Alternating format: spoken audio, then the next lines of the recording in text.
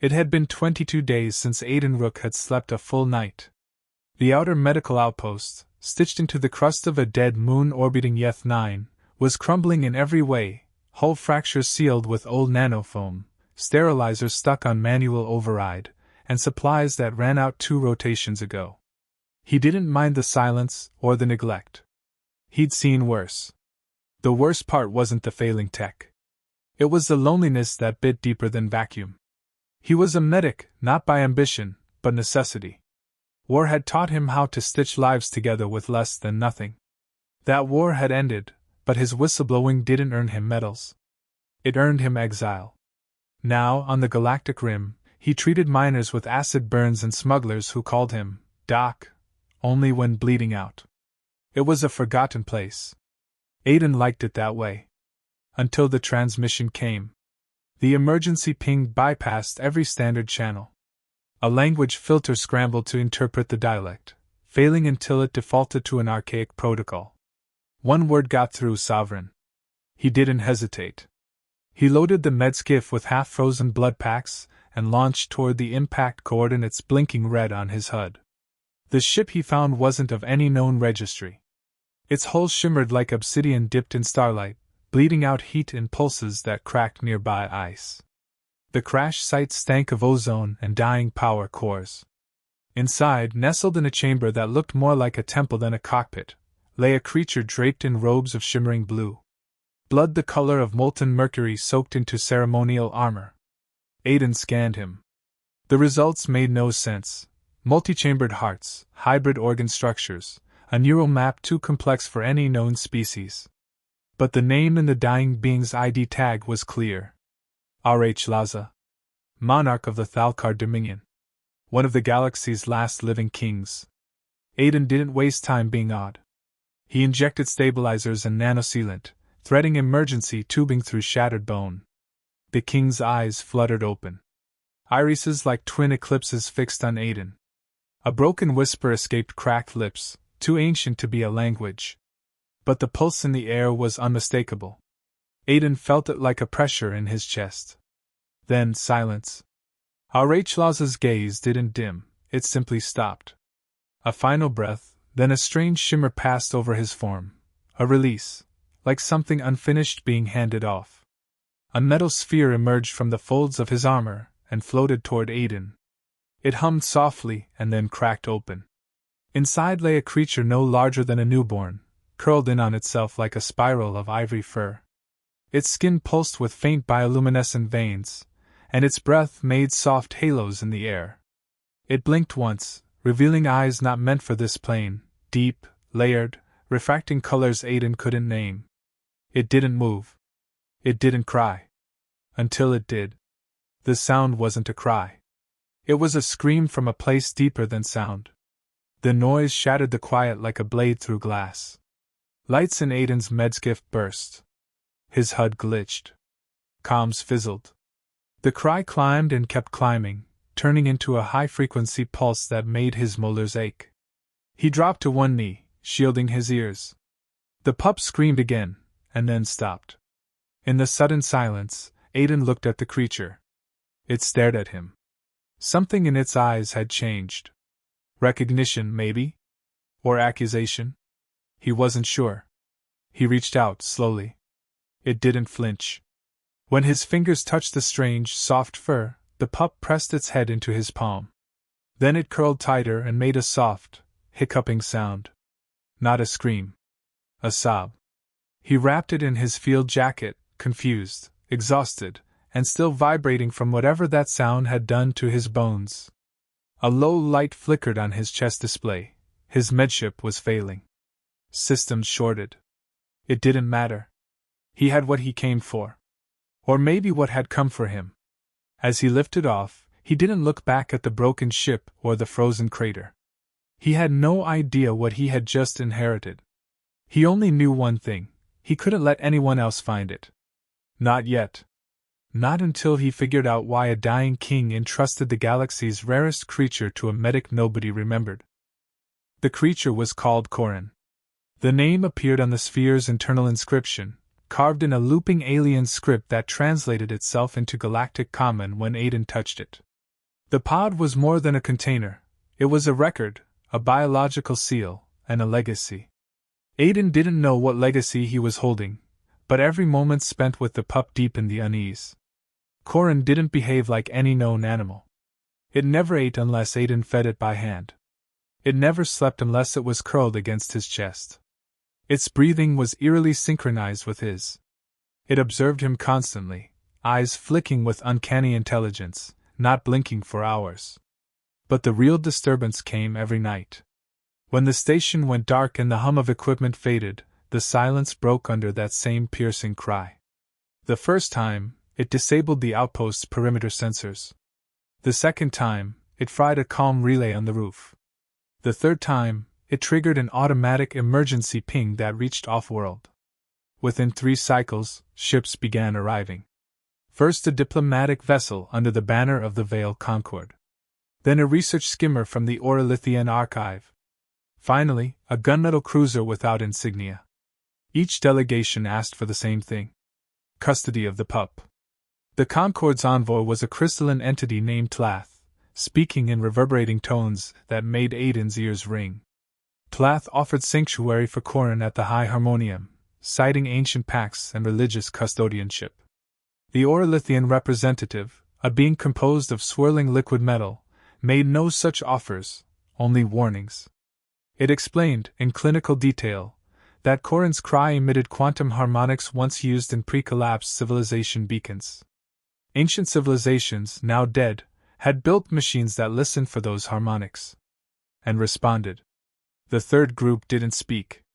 Their cruiser deployed a team of 4 cybernetically enhanced soldiers who bypassed station protocol and attempted to breach the medbay. Aiden shot one of them in the leg and locked the doors manually. They left shortly after, but not before sending him a message burned into the exterior of the outpost's comm array: that creature is not yours. None of it made sense, and no one offered answers. Aiden had no political leverage, no backup, no orders to fall back on. But he had Corin, and he had the words Arach Laza whispered before death: flame survives in the cold. The station's AI, barely functioning, confirmed the legality of Aiden's custody through the Sentient Trust Clause, an obscure law predating most galactic charters. It recognized a transfer of responsibility based on direct succession under life-threatening conditions. Arach Laza's gift was more than symbolic, it was binding. And dangerous. Aiden made one request of each visitor: leave the outpost. None complied. So he stopped asking. He built a makeshift cradle from scavenged med foam and wrapped Corin in thermoweave. Every time the pup trembled, he sang wordless tones. Rhythms from Earth lullabies no alien would understand. Corin responded not with sound, but with pulse, a low-frequency hum through its fur that vibrated against his skin. The pup was evolving. Not growing larger, but more aware. It learned to open doors using its mind, manipulating magnetic locks. It mimicked the tones of Aiden's voice in short, clicking sounds. It could hide in plain sight, altering its fur color to match the surroundings. But it never left Aiden's side. That made it more dangerous than anything else. One night, while repairing a cracked oxygen recycler, Aiden felt a shift in air pressure. The stars outside the viewport flickered. A wave of nausea hit him. Corin raised its head and cried, not the scream, but a new sound. Softer.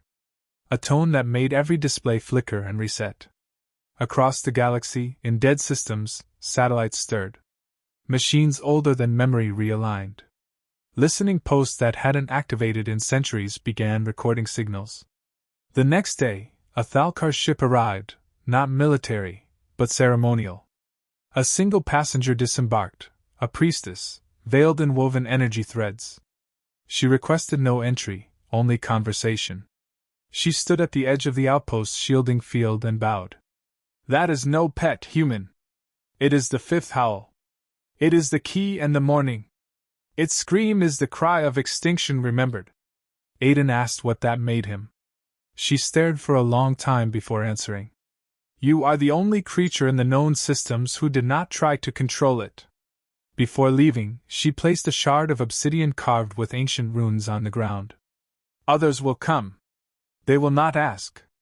But when the sixth cry comes, follow the path this shows. Or all who hear it next will not live to understand it. The priestess vanished. The shard pulsed with dim light. Corin watched it without blinking. And for the first time in days, it didn't cry. Corin's mind was growing faster than his body. In just a few days, he went from mimicking basic tones to projecting emotional states directly into Aiden's mind. Not words, impressions. Flashes of hunger, fear, comfort. Then more complex things. Echoes of grief. Searing memories Aiden couldn't place. Corin started learning from everything. He spent hours watching Aiden perform repairs, then began activating basic tools himself using focused bursts of bioelectric energy. He didn't need instructions. He adapted instantly. Aiden tried scanning him with a medical probe, but it failed to record consistent data. Corin's biology restructured itself constantly. One skin showed 3 lungs. Another 4. The AI refused to process it. Subject unstable. It repeated. Aiden knew that was wrong. Corin wasn't unstable, he was evolving. The emotional connection deepened. During one standard sleep cycle, Aiden jolted awake with the sensation of drowning. Corin was across the room, eyes wide, locked in some unseen struggle. His body convulsed. Aiden rushed over, tried to calm him, but the contact triggered something deeper, a memory transfer. Not Aiden's. Corin's. For 3 heartbeats, Aiden stood inside a burning citadel carved from living crystal. Screams of non-human voices echoed through halls flooded with violet light. Warriors with spiral helms stood no chance. Something tore through the defenses. In the center of the chaos, Laza knelt beside a biopod. Inside it, Corin, barely formed, eyes shut. Laza reached for him, whispered a phrase that rippled through the structure. Too soon, but better than none.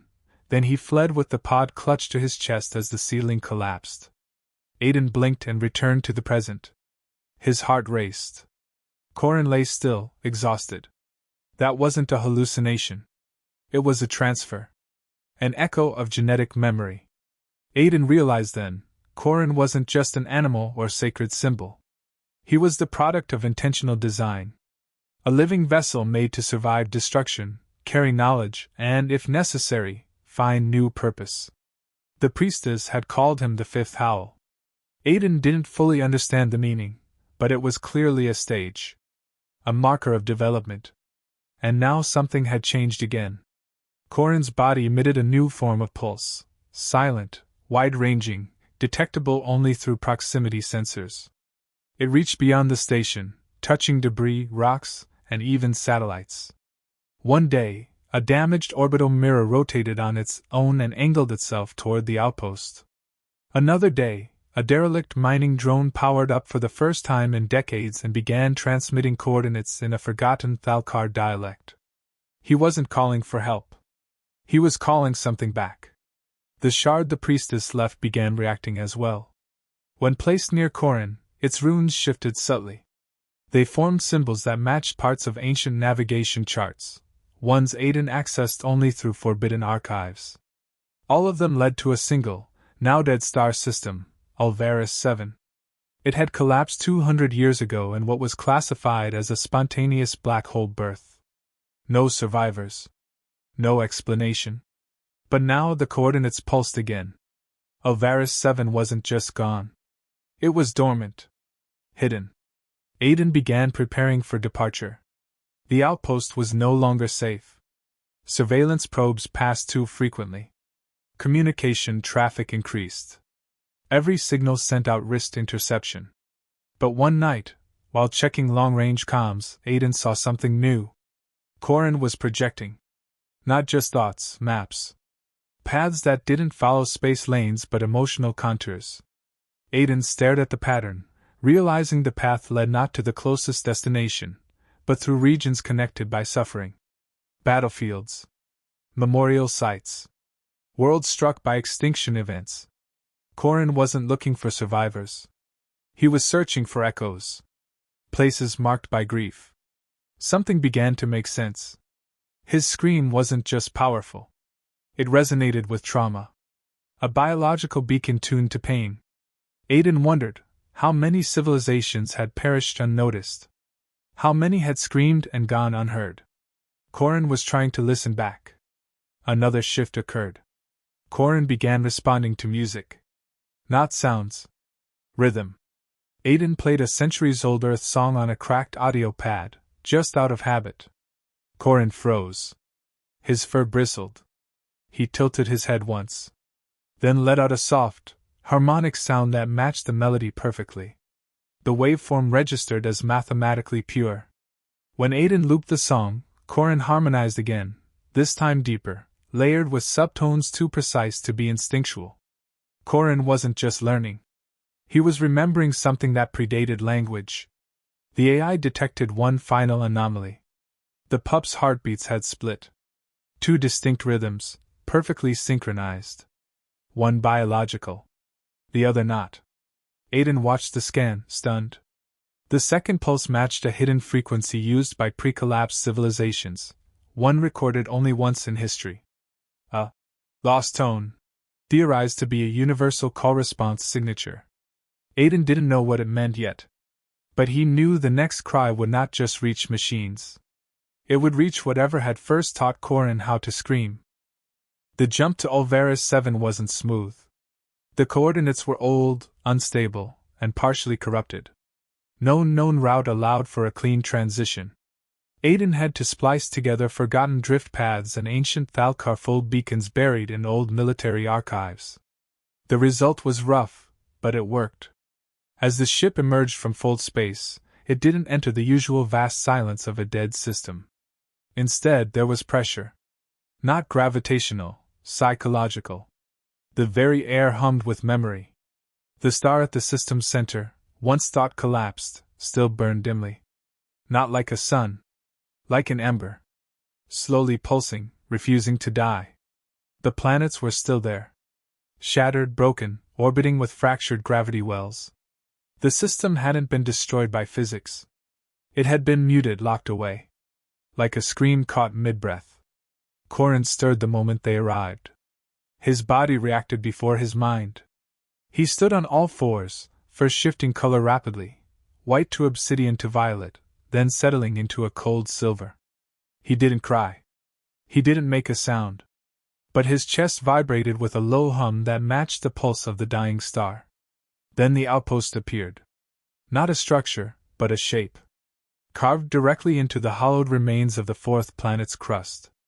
It wasn't made by hand. It had grown, like bone under pressure. Aiden landed the ship near what looked like a corridor entrance, though no visible doors marked it. The shard from the priestess began to glow. Corin took it in his mouth and approached the structure. The wall responded. It opened like an eyelid, folding inward to reveal darkness deeper than vacuum. Aiden followed without hesitation. Inside, they passed through chambers that didn't feel empty, only waiting. No dust, no decay. Everything preserved by an intelligence that didn't require maintenance. Carvings lined the walls, depictions of creatures like Corin standing beside towering figures. Not worshipped. Witnessed. Partners in grief. They reached the core chamber. In the center, suspended by invisible force, floated a sphere identical to the one Aiden had first found Corin in. Only this one was inactive, cracked open, and empty. The chamber wasn't a tomb. It was a cradle. Corin stepped forward. The room responded. Light poured from the walls, not illuminating the space, but projecting memory. Holograms without tech. Ancient battles. Galaxies burned into silence. Each time, the fifth howl stood at the center, not Corin, but others like him. Their screams stopped wars. Their cries froze weapons mid-discharge. They weren't soldiers. They were living warnings. Sentient grief. Aiden saw it clearly now. Laza hadn't been preserving a creature. He'd been saving a deterrent. The Thalkar hadn't bred Corin to fight. They'd created him to remind the galaxy of the cost of silence, the agony of forgotten loss. The fifth howl always appeared before extinction. Each iteration a last resort memory device. But this time, something had changed. Corin had bonded. He had learned. Adapted emotionally. And because of that, he had become something new. The chamber acknowledged this.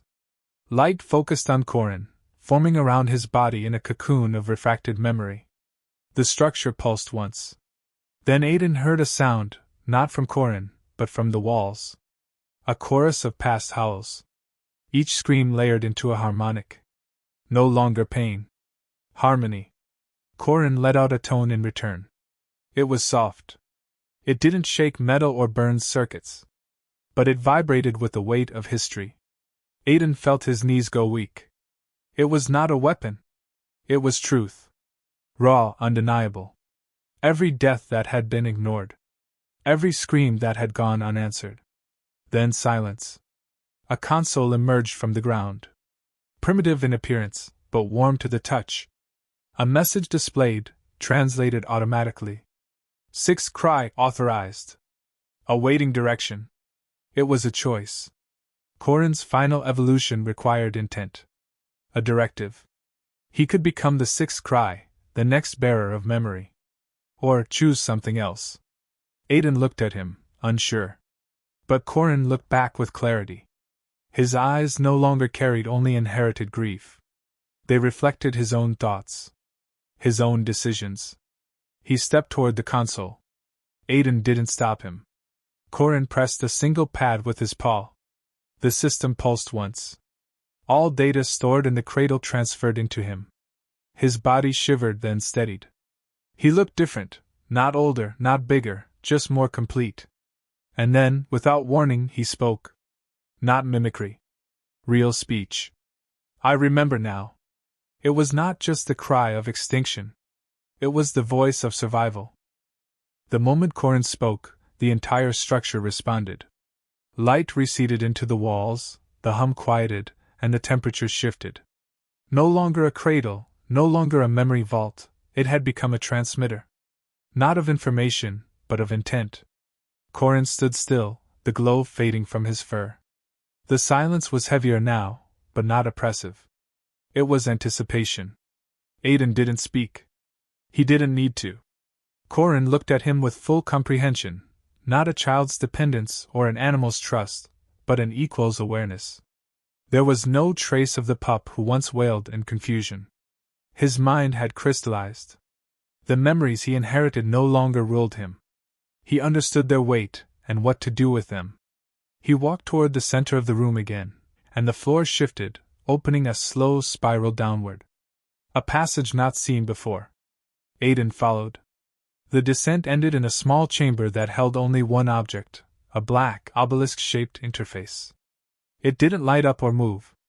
It simply existed, radiating authority. Corin approached it, then turned to Aiden. "This is where it ends or begins," he said, his voice low, steady, unmistakably his. "They gave us the screams so someone would remember. But remembering is not enough." The obelisk pulsed once. A message emerged, not in symbols, but in feelings, pure data translated through perception. A universal warning. Entire species had once agreed that should the scream ever fall silent again, it would mean the cycle of extinction had restarted. The 6th cry was not only the final reminder. It was the trigger.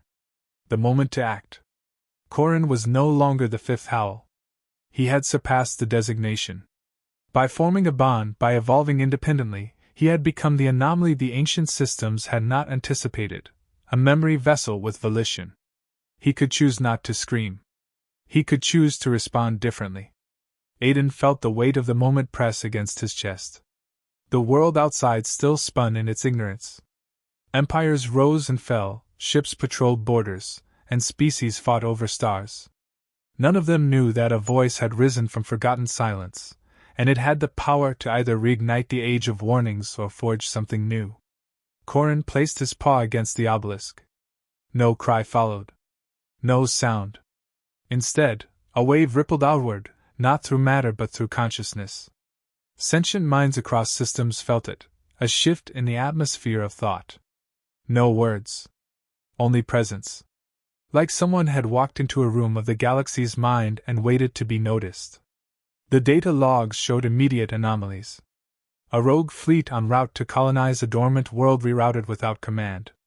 A border conflict between two rival species paused mid-transmission. An AI supernode previously locked in a recursive logic loop corrected itself. Nothing had been forced. No signals sent. Just awareness. Corin turned to Aiden again. They expected fear. They encoded memory and pain. But I choose clarity. I remember, but I do not mourn. Not anymore. The sixth cry had become a call to consciousness, not sorrow. A choice to be heard not through suffering but through reflection. Aiden exhaled slowly, the tension in his body uncoiling for the first time in weeks. He didn't fully understand what had just changed across the galaxy, but he knew the rules had shifted. Corin was not a warning anymore. He was a decision. The scream was no longer reactive.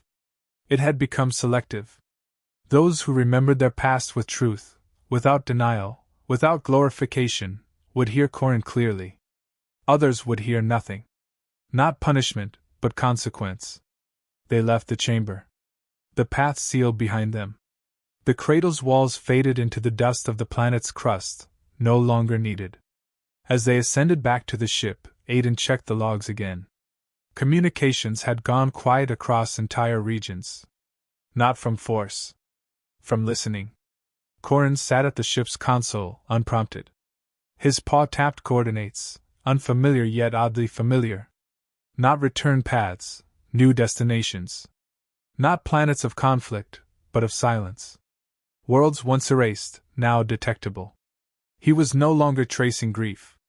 He was seeking voices that had not yet fallen silent, ones that could still be preserved. He turned once more. They will come looking for answers. Let them. But they will not find what they expect. Aiden nodded. He had no orders. No mission. Just a course and a companion whose howl had once promised ruin and now offered understanding. The galaxy wouldn't know immediately. Change never announces itself. But from that moment forward, extinction would no longer echo alone. The sixth cry had spoken, and chose not to scream.